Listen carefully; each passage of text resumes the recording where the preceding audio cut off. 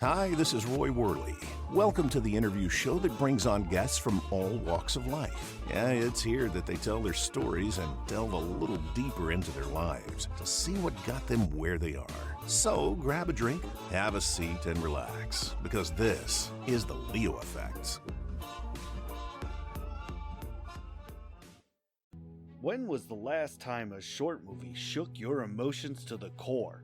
When was the last time a short movie caused you to rethink everything you stood for? When was the last time a short movie made you proud to be an American? When was the last time you felt the emotion to stand up and cheer after a short movie? The new short movie, I've Got Your Six, written and directed by Bill Foster, one of the industry's newest and fastest climbing directors, will answer all of those questions.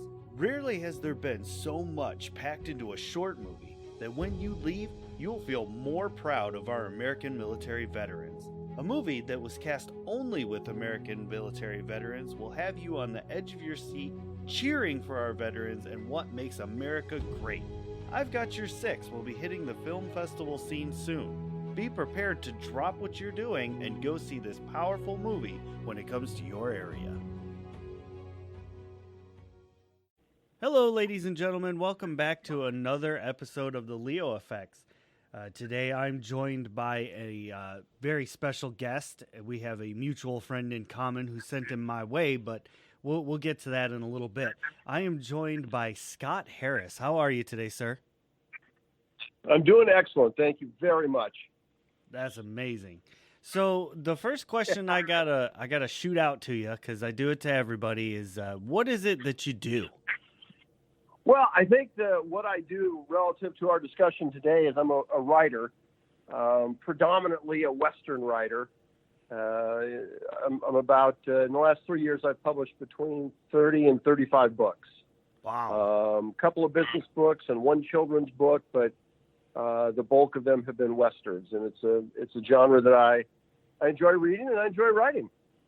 That's amazing. That's really cool. Like, what was it that got you into writing? Well, I've always done a little bit of writing. I mean, I'd written a couple of business books in the past, and I own a marketing firm, so there's just a lot of business writing involved in doing that. But what specifically got me into writing the Westerns was out in our backyard. We've got kind of an expansive backyard. I have an area carved out. We called it Siestaville, and it's a nice little covered area with a big hammock out there. It's been there the whole 20 years we've owned the home. Oh. And I like to go out 3 or 4 afternoons a week and have a cigar and read a book. And about every 4 or 5 years, I would reread all of Louis L'Amour's books. My kids used to call it, "Oh, Dad's going out for Louis and a cigar." And one day my wife, and by the way, if any of your listeners are curious, a Louis L'Amour book takes about 2 cigars to read. Oh, okay. I used to judge books by how many cigars it would take to read them. And one day my wife came out and said, as much as you love these Louis L'Amour books and you've been reading them your whole life, why don't you try writing one? So I did, and it turned out to be an absolute blast. But that's really cool. Let's go back to that for a minute. What was the first one that you wrote? The first Western that I wrote, and at the time I thought it was the only Western I was going to write, was a book called Coyote Courage. And the protagonist is a guy named Brock Clemens. And since I wrote that first book, and I thought, you know what, I'll publish this, I'll check it off. It's a nice bucket list item, and I have a habit of my hobbies lasting about 3 years and then moving on. But this one, I thought I'll just do this book, and that'll be kind of fun, and then I'll go on. And 2 days after I published it, the first one was self-published. 2 days after I published it, I started the second one, and I haven't stopped writing since, and I've absolutely loved it. And so I've written the Brock Clemens Western series is the best-selling and probably my favorite of the series. But I've written a couple other series as well. There's the Kaz Vigilante Hunter series, and then there's Stagecoach Willie, which is about a pair of stagecoach drivers. And then there's some nonfiction books that I've done, some in collaboration with others, and have thoroughly enjoyed. It's been a marvelous journey. I've met amazing people. I've had so much fun doing this, and I feel real blessed. It's been it's been a joy of my life for the last 3 years. Nice. It's always good to have a passion like that. Do you stick with kind of exclusively Westerns? Yeah, well, the large bulk of these books have been Westerns, both fiction and nonfiction. In that same time, I published, I guess, just 2 non-Westerns. I published a business book and I published a children's book. And the business book I did because that's part of what you do in owning the business. Mm-hmm. The children's book I did because I hope someday to read it to my grandchildren. Oh, And awesome. I thought that would be a fun thing to do. So, but yeah, I'm predominant. It's been Westerns. I've absolutely loved them. And I've spent some time recently wondering what I would write if I wasn't writing Westerns. My wife and I have sold our home and our business, and in about 2 months we're moving to a lake in South Carolina. So I'm wondering if I might work a lake in there or do something different about that. But I don't know. We'll kind of see where it goes. For right now, this is thoroughly enjoyable. It's where I've made my connections and my friends, and I think I've still got a couple of stories left. There you go. I would like to hear a couple more stories. Well, that's kind of you to say. Thank you. And so, have you ever considered writing like a Western in space? I mean, I heard there's a niche for that. There actually are. There are sci-fi Westerns. I mean, you can put sci-fi into about anything, I guess, or you can put Westerns into about anything. They did a movie like that a couple of years ago, Cowboys and Aliens, and I remember they were interviewing the producer, or the director, or somebody, and said, "Oh my God, the aliens in the Old West," and his response was interesting. He goes, "Every time we talk about aliens, it's in the present."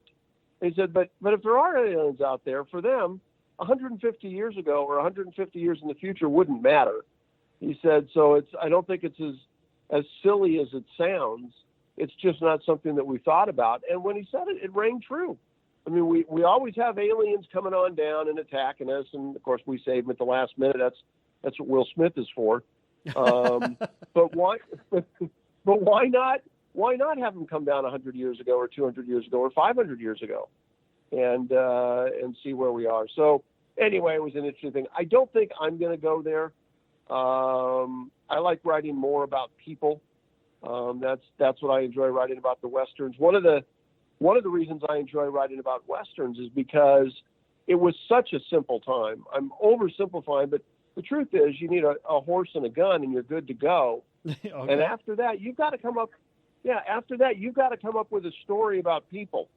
On the other extreme is the old Batman television show, right, where the guy had the belt and whatever situation he was in, he just grabbed it out of the belt. Shark repellent or an instant rope or a tank or whatever he needed. And that's always been kind of my thing about science fiction is it's generally technology and some sort of creativity in that area that gets people in and out of trouble and not the people themselves. Oh, yeah. And I think with a Western, you've stripped it down to pretty much its essence. There's no secret weapons. There's no special effects. There's no magical things happening. And so that has long been the attraction for me, is the lack of technology and the focus on the people. Gotcha. And I might just not be creative enough to write about science fiction. Well, I don't know about all that. I think everybody's got a little bit of that creativity in them, but I definitely see what you're saying. Yeah. And that just works for me. And I think it's what motivates a lot of Western readers. When I talk to people about Westerns or when I speak at conferences or whatever, that seems to be kind of a common thread. There's a lot of that, man against man or even man against humanity, but there's no man against machine. And that I think makes it interesting because it forces you, or at least it forces me, to dive into the human side of this. And I know that doesn't work for all readers. I've had readers write and say, "My God, why aren't there more killings in your book? You spend a lot of time talking about the results of the killing. Let's get some more in there." It's not the focus of my books. Doesn't mean there aren't great books that do that. And actually, that's why I wrote the Kaz series. I wrote a 6-book series called Kaz Vigilante Hunter, and that's what it was about. If you imagine kind of Charles Bronson and Clint Eastwood, a laconic man with very few words and the ability to shoot 28 bullets out of a 6-shooter. and, and there was a group of readers that absolutely loved those books, but then there were a lot of readers in my first series who goes, what happened? This isn't what we wanted. And I get that. It's, not every book is for every person. Yeah, that makes sense. It really does. Have you ever considered going to anybody to having these books turned into like maybe a series, like a TV series or a movie of some sort? I have. There has been some interest in that. I'm very pleased that I've been contacted by a couple people. My wife and I have been going through a lot of transition in the last few months or a year as we've sold our business, and we actually just sold our home last night. Oh, congratulations. Well, thank you very much. We're very excited about it, but very sad. It's been an amazing home for us. We've lived here over 20 years. But so with that transition, I just thought, you know what, we'll just focus on the things that we're doing. And then when we get back to South Carolina, we'll take another look at it. So I think that's something that we'll probably fire up again late spring, early summer, and see if there's a legitimate interest or if it was just a casual interest. I think the character in the Brock Clemens books, I think would make a terrific, television series. I write my books. I certainly wrote the Brock series. My theory was always I wanted to be able to read it with my daughter, my wife, and my mother in the room. So there's no cursing, there's no sex. It's it's a family friendly series. I gotcha. And so it's and again, I've talked to people who don't do that. And it's not a right or a wrong. It's just kind of what you want to write. And, and that's an interesting proposition as well. If you write for fun, like I do, if it's a hobby, then you get to write exactly what you want to write. And if nobody likes it, if nobody buys it, no big deal. If you write for a living, then you have to judge the audience. You have to judge, how you're going to be able to sell the most possible books. And then you put things in those books that you may not be comfortable with, but nonetheless, they help the book sell. And there's nothing wrong with that. I'm not judging it as much as just assessing it. And, I have the luxury of being able to write exactly the books that I want to write. And I hope people buy them. I hope they enjoy them. But at the level that I sell, although I've had a lot of success as far as being at the top of the best-selling list in the Western genre, wow. You don't get rich selling Westerns. The genre itself is too small.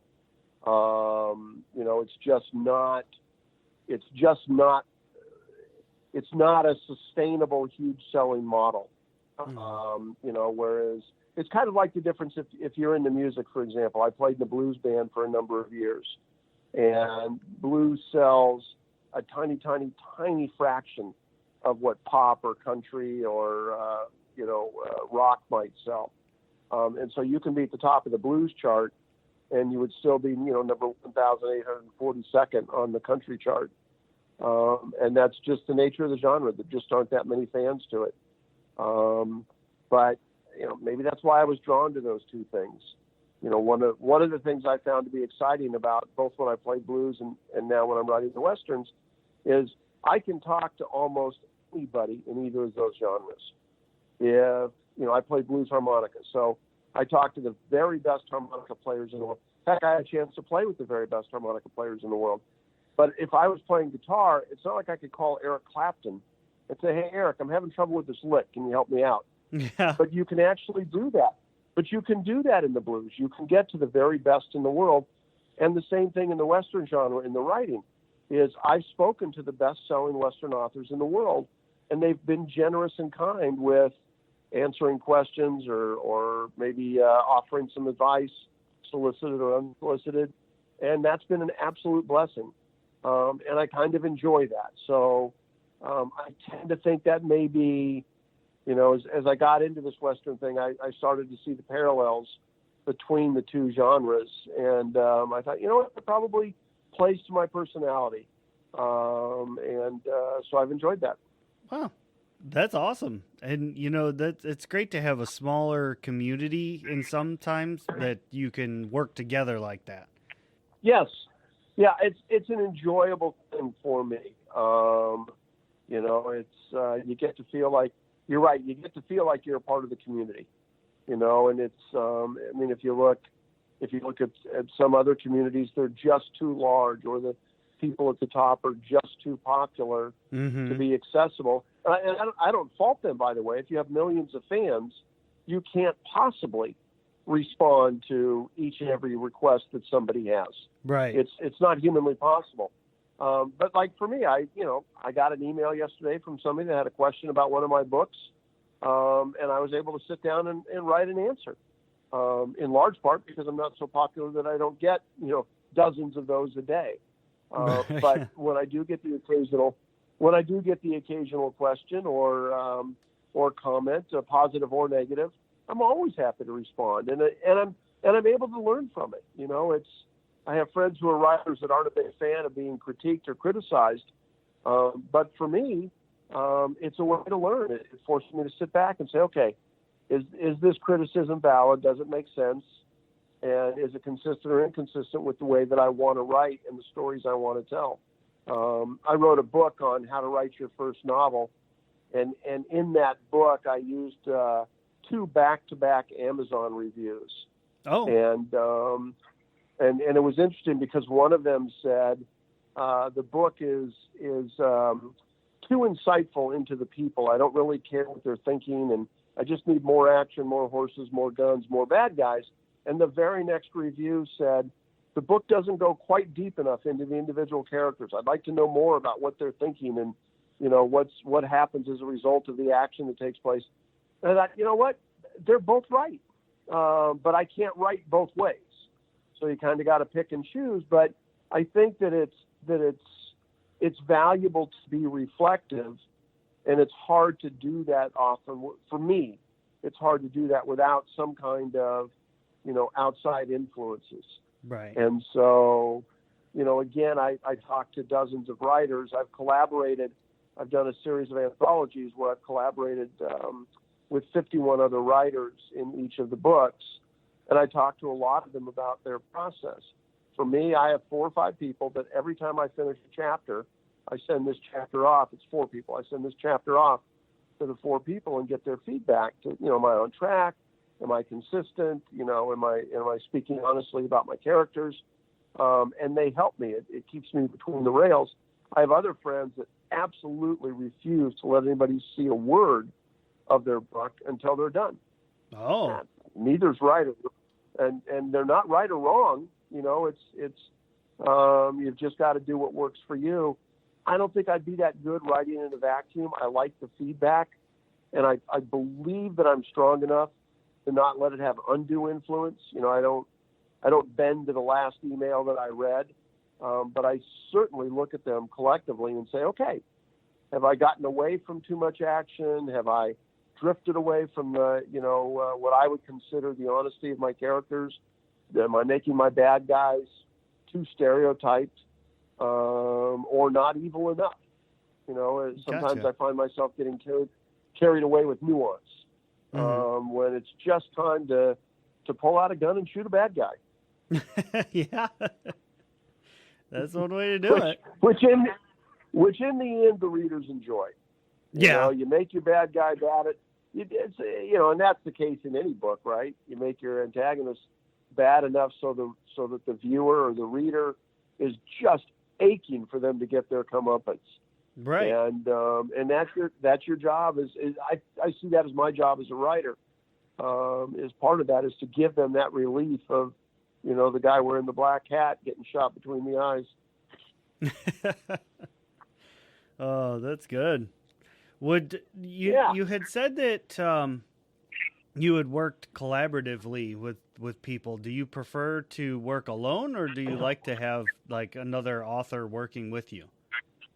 Well, I think it goes in and out. I mean, I've done a series. I created a series of books. There are 4 in the series, and they're what I call 500-word micro shorts.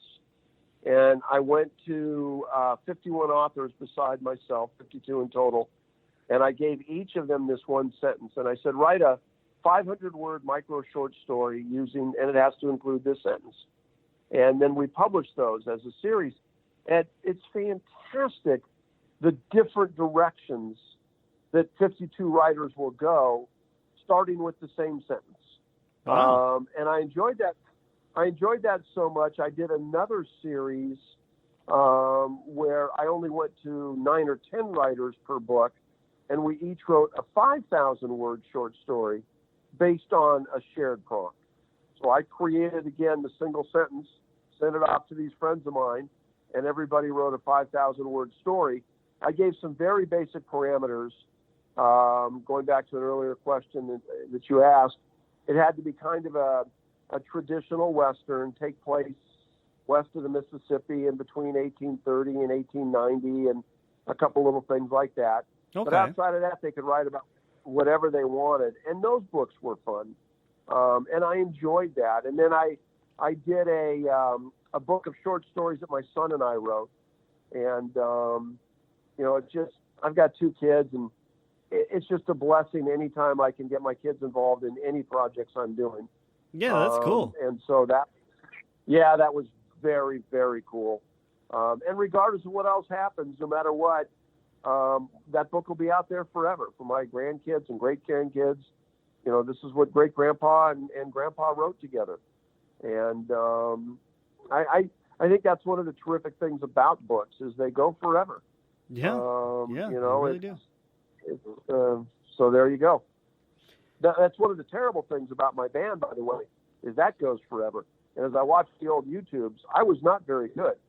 I enjoyed it, and we had a chance to play a lot of gigs over the 5 years. But as it turns out, it was my bandmates carrying me that made the band. It was not my particular skill as a harmonica player. I don't know. I'd have to hear it myself. I might have to look that up on YouTube, see if I can find it. You can. They won't let you take those things down. That's awesome. Hey, so are all of your books, are they available strictly online, or do you have actual physical books in the bookstores? Or? Oh, no. It's a funny thing. No, they're not in the bookstores, but they are available in paperback. So I would say about 95% of all sales now, in the Western genre at least, are Kindle. I self-published my first 2 books. I'm pretty confident that I knew everybody who bought one. They were just friends and family. But then a publisher picked up the books, and it was quite exciting. So I got contacted by a publisher just as I was finishing up my 3rd book. So they re-released the first 2, and then introduced the 3rd one. And after about 3 weeks, I get a call from my publicist, a fine gentleman by the name of Nick Whale out of London. And Nick called and he said, "My God, you're the 57th best-selling author in the world." And I said, "I can't believe I'm the 57th best Western seller." He goes, No, not Western. Of all books in the world, you're 57th. Dang. And I went online, and Amazon publishes this list. And one day I would be next to, say, Clive Cussler or John Grisham. And it was just an amazing run. And it was exciting to see. Obviously these guys do it for years and years and years. I did it for about an hour and a half. But nonetheless, it was fun to be a part of that. And so one of the things that I've insisted on, and my publisher has been generous in doing, is all of my books come out in paperback. And a lot of the guys don't do that because, honestly, it's not worth it. It's not a good financial investment. You don't sell enough paperback Westerns anymore to justify doing it. It's a kindness that my publisher extends to me, for which I'm quite appreciative. But 97% of sales are through Kindle. And if you talk to writers now, at least in the Western genre, we don't talk anymore about how many books you sell. You talk about how many pages you sell. Because if you go online and download one of my books, if you're a Kindle Unlimited member, which is what most of them do, right? Mm-hmm. If you download the book, I don't make any money. But if you start to read it, I do. And Amazon keeps track of how many pages of my book you read, of how many pages of every book in the world. And so at the end of each month, they take all of the pages read of all of the books, and they divide it by how many of those pages were yours. So, and then they send you a check based on that. So you can sell, let's say you sell 1 million pages a month. The amount of money that you make on that 1 million pages changes each month based on how many pages are read around the world of all books collectively, because your 1 million pages could be a larger or smaller percentage of total pages sold. And so you never know. And it's a fascinating thing to watch. It's really been enjoyable for me to kind of see how that process goes. And at least for me, and I'm guessing it's this way for almost everything, because I don't think in any way would I be unique, there's a predictable trend with each book. So the book takes off a little slow, then it catches on. Hopefully it gets up to the top of the charts, and then it starts to fade a little bit. And then a year or two later, the publisher re-releases the book. It finds a whole new audience and does that again. And if you graph these things, which my son has been kind enough to do, I mean, it's just a curve. It's predictable. You can take the same curve and just put a new title on it. And it becomes very easy to guess within, a few pages of how many a book is going to sell. Interesting. Yeah. So there aren't, if you go to a bookstore like Barnes and Nobles and whatnot, many of them don't even have a Western section anymore. It's just not popular enough. And so my books, at least, are not in bookstores. There are 2 or 3 Western authors out there that do really well at the, New York Times bestseller level. It's kind of, again, I go back to comparing it to the blues. Most blues bands, they sell a handful of albums and they make their money at concerts. There are the rare exceptions, like, say, a Buddy Guy. And Buddy Guy sells at an astronomical level, but he's truly an outlier. Gotcha. He is not representative. He's not representative of the genre as well. And so the Robert Parkers and those couple of guys that do that, they are outliers in the genre and not the way it goes. The 99% of us don't have our books in bookstores, except used bookstores.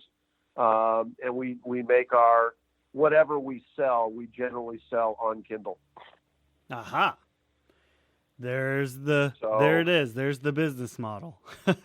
Yeah, there's the business side of it. And it's an interesting study for me as a guy who's been in marketing my whole life to kind of see how that works. I find it fascinating. And obviously I'm happy when the books sell, but I'm blessed that it's not a requirement for my wife and I's future. But nonetheless, I think it is, they say everybody who says it's not about the money means it's exactly about the money. But for me, honestly, I think it's more about the ego. I'm flattered when people buy the books. I'm absolutely flattered when they do. It's just a thrill for me.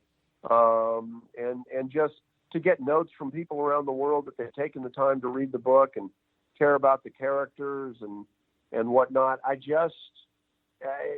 is, I've only been doing it 3 years, but it has not gotten old. Nice. Do you have anything in the works right now? Well, I just published the newest book in the Brock Clemens series. It's called Renegades.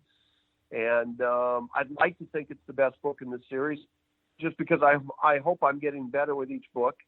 And yesterday I wrote the first chapter in what will be the newest book in the Brock series, and that book is going to be called Stampede, just because I like the word. I don't actually know how a stampede is going to fit into the book, but now I backed myself into it because it's the name we threw on the back cover of the Renegade book. Gotcha. The 8th book in the series will be coming out in the spring, and it'll be called Stampede. And, my publicist said, "So what's the Stampede?" I said, "I have no idea. But now there will be a Stampede. So somewhere in there's going to be a Stampede. And those who read my books know absolutely as much about that as I do right now."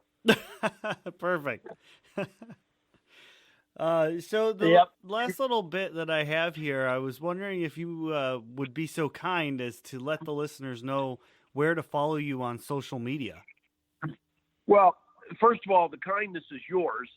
And, one of the best places to do that is at the Amazon author page, because I write a blog that goes on that page. And it's, if you go to the Amazon author section and just look up Scott Harris, you will find me there. And it lists all my books. It's got my blogs. It's got some people that I might recommend, similar writers. They've done a really good job of that. And I've got, because I've been in so many anthologies and stuff, there's probably 50 or 60 books listed on that page. Oh, okay. And I'm looking at it as we talk. And from that, you can find, for me selfishly, you can find all of my books, the ones that are, well, they're all on Kindle, they're all paperback, and some of them are now audio books. You can find other authors that I might recommend that I think are kind of similar to some of the work that I do, or just guys that I enjoy reading, or women that I enjoy reading. And then from there, you can click through and find others. It becomes a journey, I think, as you go through. So that is the absolute best way to go about it. All right, awesome. And I'll put a link to that in the description of the podcast, as I normally do for the listeners. But I just want to say thank you so much. Go ahead, sir. Oh, I was going to say thank you. I appreciate this, what you're doing, and whether it's writers or actresses or singers or songwriters or anybody who tries to entertain the rest of us. I love what you're doing with your podcast, and if it gives people an opportunity to discover something new, I think that's an exciting adventure. And if it's my book's great, and if it's not, there are so many amazing authors out there, and I hope they find somebody that they want to just go ahead and race through all of the books. There you go. And I couldn't agree with you more. And well, thank you very much. Yeah, thank you. And thank you to all the listeners who's dropped on in to check this out. And I hope you definitely head over to the authors page and check out Scott's books. From what I saw of them, they look amazing. I'm going to get a couple myself. So have a wonderful read, and we will see you all next time. Ladies and gentlemen, boys and girls, creatures of all ages, what an amazing show. Thank you for lending an ear and joining us. I'm the host, Ray Rumsey, and if you want to hear more interviews, simply head to anywhere podcasts are heard, Facebook or Twitter, and search The Leo Effects, with an A, not an E. If you'd like to hear me doing silly voices and making a general fool of myself, head over to Shattered Dungeons on YouTube, Facebook, and Twitter. We live stream every Tuesday night. More projects are in the works. For now, stay tuned for more interviews. To book yourself as a guest, you can head to theleoeffects.wixsite.com/podcast or send me an email at theleoeffects@gmail.com. Remember, this has been The Leo Effects, and great shows require great listeners, just like you. Thank you, and we'll see you next time.